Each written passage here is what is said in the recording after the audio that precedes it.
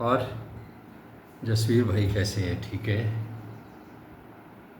हाँ, बस ठीक है। अब चुनावों की चोरी चल रही है देश में।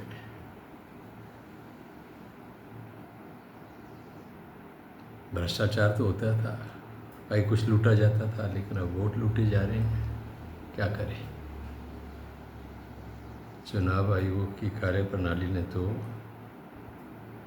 देश की बदनामी कर दी। टी.एन. शेषन ने दुनिया को दिखाया था कि चुनाव आयोग क्या होता है, और वर्तमान में जो चुनाव आयोग हैं, इनकी कार्यप्रणाली ने चुनाव आयोग की छवि को तहस नहस कर दिया। क्या करें?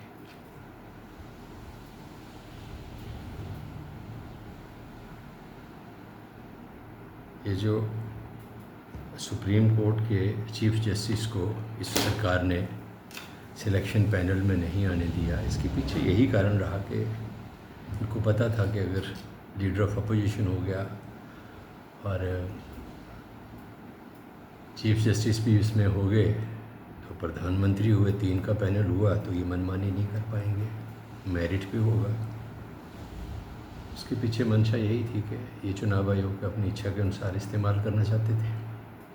भाजपा, चुनाव आयोग, ईडी, सीबीआई, इनका एक मिला जुला महागठबंधन देश के अंदर जो है वो चल रहा है।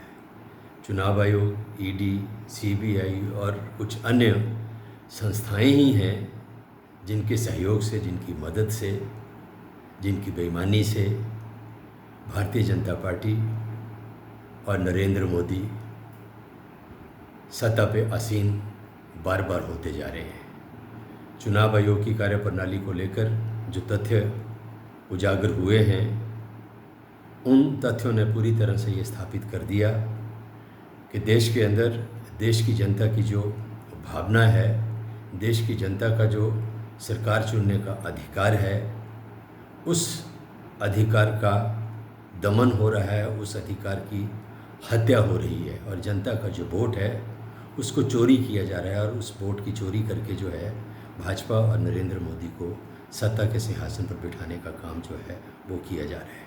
जो तथ्य उजागर हुए हैं, उन तथ्यों ने चुनाव आयोग जैसी संस्था, जिसके कंधों के ऊपर देश में लोकतंत्र को मजबूत करने की और ताकत देने की जिम्मेदारी है, उसकी बेईमानी को और उसके कार्यप्रणाली को पूरी तरह से बेनकाब किया है।